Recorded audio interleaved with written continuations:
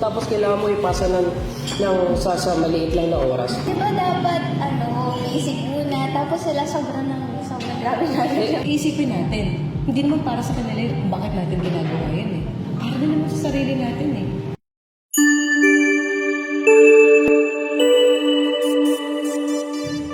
Pressure is real eh.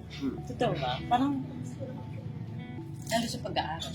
Lalo na ito, magkasabay yung ministry at saka pag-aaral. Di ba? Hindi, I mean, let's face it. Talagang, I do believe, isa din sa struggle ng mga people. Yung bang hindi nila alam paano pagsasabihin ng pag-aaral sa ministry. Ako na aminin ko, wala akong time management. Hirap ako mag-manage. Usapan time management. Panginoon, sabi ko, Lord, bigyan mo ako ng wisdom na parang i-manage lahat ng... Kasi parang dami kong ganap, tapos nag-work din ako. Sabi ko, Lord, alam ko na mahalaga yung ministry, yung pagsaserve ko sa'yo. Pero, at the same time, mahalaga din yung pag-aaral ko. Kasi bakit? Nandun yung future ko, parang hindi ako mag-aaral, paano na? So, dumadating sa point na parang, sakripisyo palagi na okay, gagawin ko muna to, yung isa may iwan. Na parang gusto kong masagot yung question ko na palagi. Paano, ikaw na kasi syempre, di ba, parang simula nung bata ka pa nasa church ka na. Paano baby pa lang ako? Hindi, pero paano mo minamanage na yung parang estudyante? Tapos, ministry. Saka nag-light group na si nanay na. Nag-light group ako sa school noon. Kasi nag-light group ako. May camp, tsaka sobrang boom ang campus. Paano mo minamanage na Kasi, dahil passion ko, parehas. I have to study at the same time. Passion ko yung ministry. Parang kumbaga, pag inalis mo ko doon, parang feeling ko mamamatay ako. Parang ganun eh. Parang feeling ko kulang yung araw-araw na ginagawa ko. Kaya, noong mga time na estudyante pa lang ako, noon, alala ko yun na, parang may times na 24 hours akong gising. Hindi totoo yun kasi nga, parang kailangan mong gawin tong research mo, ganyan, and so on and so forth. Tapos, gagawin mo din yung, at the same time, kailangan mong maagang-maaga sa church the next week. Tapos, after nun, pagkatapos mo ng long days at church, kinabukasan, papasok ko na sobrang aga, 7 a.m. Kaya may times na ito, aminin ko. Oo, nalilate. Hindi ka nalilate. Nalilate ako. Tapos, ang naidadahilan ko na lang sa prof ko. Kasi nga, so, Bulacan State University ako. Hindi pagod. Bulacan State University ako. Pero, taga-Caloocan ako, di ba? Pero, hindi nila alam. May shortcut sa may kabayan.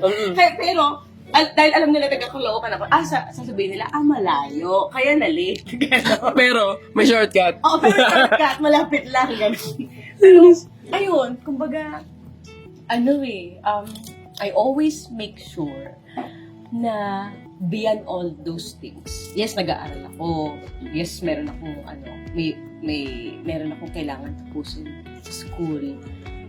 Pero, alam niyo, mas nangingibabaw talaga yung heart ko for the Lord. And doon ako, natutuwa sa Panginoon kasi doon niya ako hindi binigo eh. Kasi totoo talaga, as in, totoo yung Matthew 6:33. Kaya nga naging life verse ko siya, sabi ko, seek ye first the kingdom of God and His righteousness, and all these things will be given unto you. Naranasan ko pa rin na parang may times na nagagalit na sa akin yung mga classmates ko sa research nagtitesis sa kami na parang ang na nila, bukang bibigyan nila, baka pwede naman, unahin mo naman yung thesis natin kasi graduating na tayo.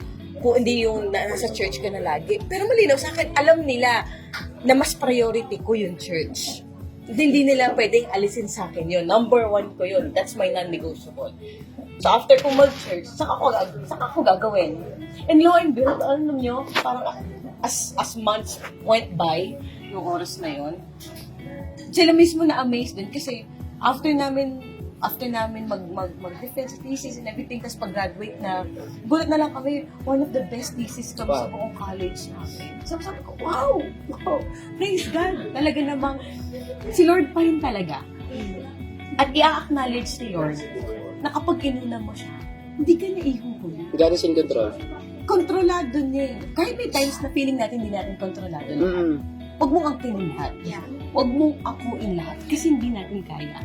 Ako hindi ko kaya. Kung babalansihin ko lang lahat, hindi ko kakayanin. Talaga, totoo yun. May maiiwan kang isa. Kaya lang, ang titignan mo doon, ano yung mas importante sa lahat na importante? Ano yung pinaka-importante sa'yo na parang kahit na anong pwedeng gawin ng mga taong pagyanig sa'yo, hindi maaalis sa'yo yun. Doon ka sa mga. And when you have the right priority, the rest will follow. That's kumbaga, ano na yan, garantiya ko na yan sa inyo. Sabihin, because I have been there, not because I have been there, pero totoo yung salita nila. Doon ko napatunayan na when God says so, He will fulfill it in our lives. Na hindi natin namamalaya, magugulat na lang kayo na ginagawa natin ito ngayon. Oh Lord. Gulat na lang kayo na after a few years, sabi nila, pag binalikan niyo itong video na to, sabi nila, salamat. Kasi hindi ko kaya kung ako lang. Hindi ko kakayanin na tapusin lahat ng to. Dahil sa lahat ng mga sinelo, hindi ko kaya tapusin ito kung ako lang. Pero dahil kasama ko lang, matatapos ko. At matatapos ko. That's my declaration. I receive. Matatapos. Naalala ko yung preaching natin, Em, na parang importante din pala na, yung about sa priorities, yung we need to realign Oo.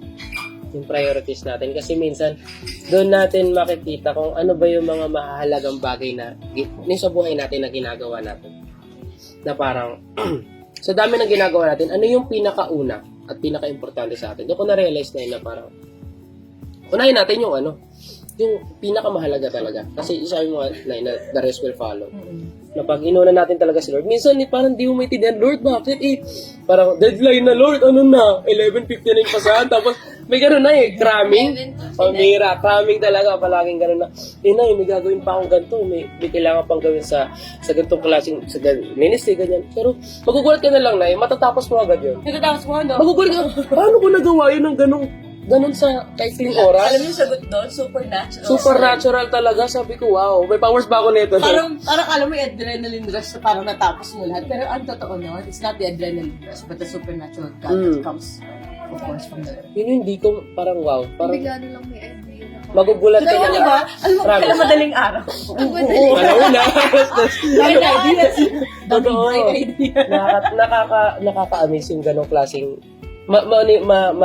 mapapaniwalaan mo talaga yung ako bahala sa'yo, sabi ni Lord. Ako bahala sa'yo, unahin mo na ako. Totoo. Ako bahala. Parang gano'n. Yung parang, andyan si Lord na, sige ako dito. Parang teamwork kayo ni Lord.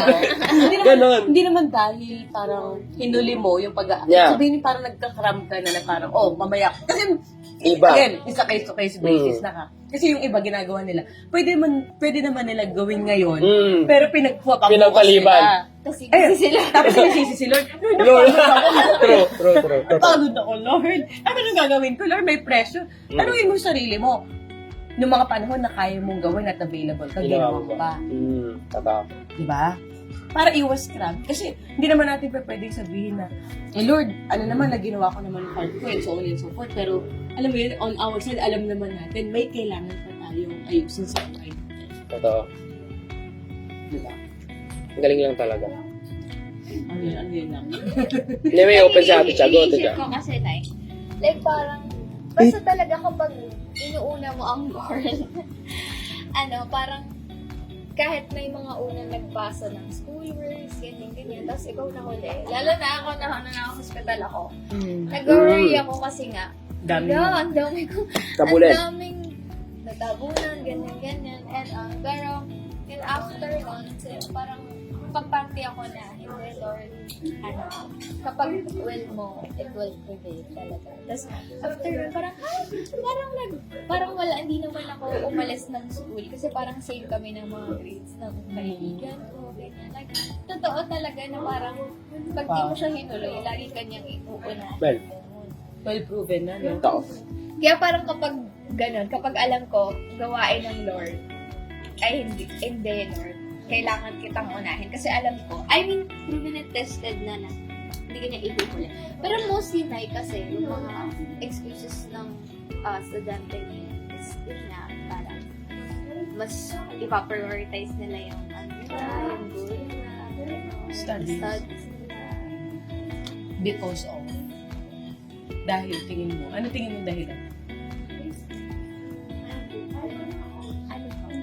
Feeling ko sa perspective na parang, kasi di ba, parang sa ate, na, ano bang importante sa'yo? Parang mabalik sa, so kung minsan kasi, inisip natin na, okay, study talaga, aral-aral. Pero, nakakalimutan nila yung, ano ba talaga yung pinaka top priorities na?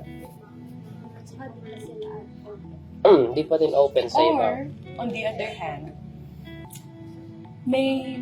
merong, kumbaga, deep inside their hearts, na parang, dahil alam nila, yung bagay na ginagawa nila, like, let's say, halimbawa, nag-aaral, feeling nila yun yung bagay na magiging security nila. Kaya nila pinapursue. Pwede din yun. It's, kumbaga, it's something na internal, yung kumbaga parang hanggang sa ma-realize mo na si Lord yung security mo. Kumbaga, kahit anong gawin mong, alam mo yun, kahit unahin ko to, already mag-aaral ko. Pero dahil malinaw sa'yo, kay Lord lang secured na ako eh. Di ba? Parang, hindi ko naman sinasabi na magpabayas ka, araw na mag-aaral or something like that. Kaya lang, kapag may mga bagay na mas nauuna na at mas nagiging priority na kaysa kay Lord, baka doon na nila nakikita yung security nila. Pwedeng gano'n.